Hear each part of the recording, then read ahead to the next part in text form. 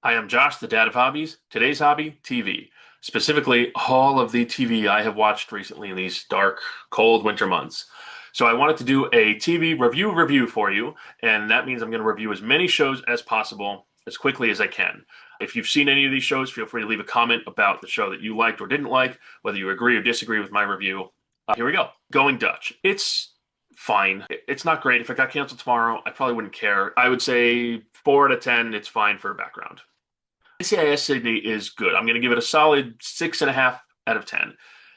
Characters are good. It's fun to watch. I enjoy it. It's not my favorite NCIS show of either both current or canceled ones, but it's fine. Wonder Man. I love this show. This was fantastic character work. This was a great story. This is not your typical superhero show. My problem with it is that there's 2 episodes more that were needed.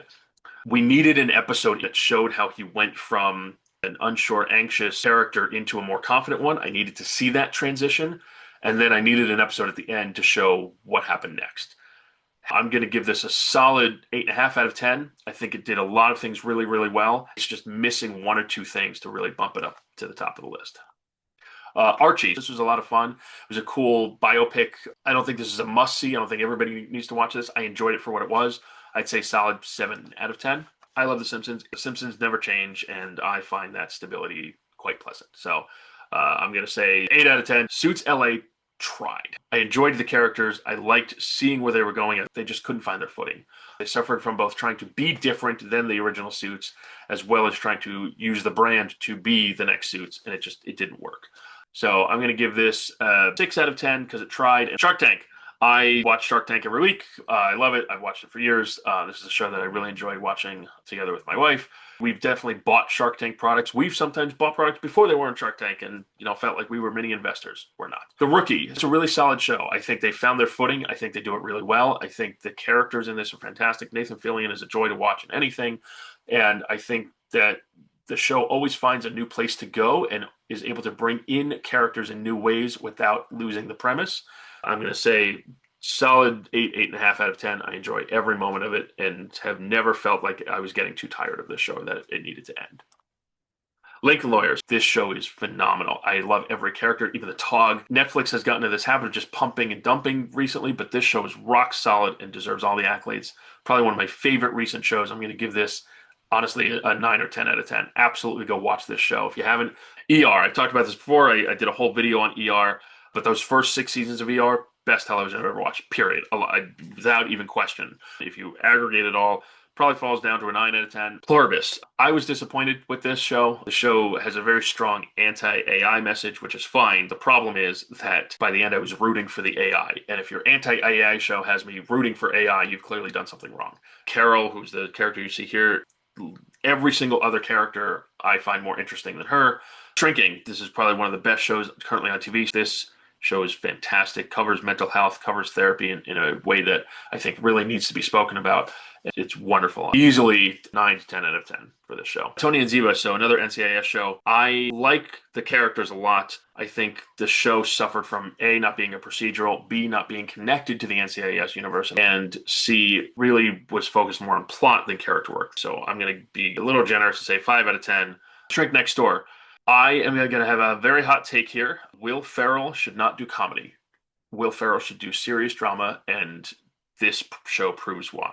Because he is incredible. And Paul Rudd as villain here is horrifically good. And this show, this miniseries, which is based on a true story, was phenomenal. Absolutely wonderful. Easily 8.5, 9 out of 10.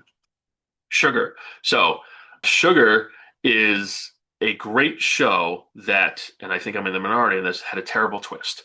And the twist didn't ruin it for me, but was entirely unnecessary. It added no value, at least to me, for the show. Now, having said that, I still very much enjoyed it. Pitt, talked about this before. It's phenomenal. You should all be watching this show. Gen V, I really like season 1. Season 2 didn't do a lot for me. I think they veered away from what they were trying to do. High Potential. This show has a soft spot in my heart because I was able to talk to the wonderful Matthew Lamb, who plays Elliot, the main character's son on the show. You should go watch that interview. You can find that on all of my channels. But this show is fun. It's enjoyable. It's consistent in what it does, and the characters are entertaining. And sometimes that's all you need out of a show. So definitely give this a shot if you haven't. Main NCIS, with one of the characters passing away and the actor in real life passing away last year, we are officially at the point where we do not have any of the original cast left on the show, but that's okay. The show still carries on. It still does what it needs to do. There are shows that need to be on TV like this. Add Monkey. This was fun. This was unexpected. The only thing I really didn't like about this was that it has a narrator, and I don't mind the narrator concept in general, but in this case, the narrator didn't add any value to me. I think it would have been more enjoyable without that. I thought all along, this show was 9 episodes long. It was fantastic for 8 of them. The last episode, I think, tanked it. And I seem to be in the minority of that. I don't think it ruined the show, but I'm not happy with how it ended. Studio, this was incredible. I did not expect to like this as much as I did. This is a critique of the movie industry as a whole, but it does it so well. It does it without condescending. It does it by being clever. It does it by trying different things. The Wonder episode is arguably one of the best episodes of TV in a long time. The show overall was incredible. Severance is one of the best shows out there for multiple reasons. Severance lives up to the hype. It is very tense. It's confusing in all the right ways and unexpected in all the right ways. And by the way, we talked earlier about The Simpsons. The Simpsons did a Severance episode. It was hilarious and fantastic. And if you haven't seen that, you should go watch it. Animal Control, I'm amazed the show is still on. The show is really fun. It's good background noise. If you want something as good background, if you want something as just popcorn type TV, this is the show for you. All right. That's it. That's all the shows I got. As always, feel free to like, follow, subscribe to see what hobby we get into next. Thanks so much.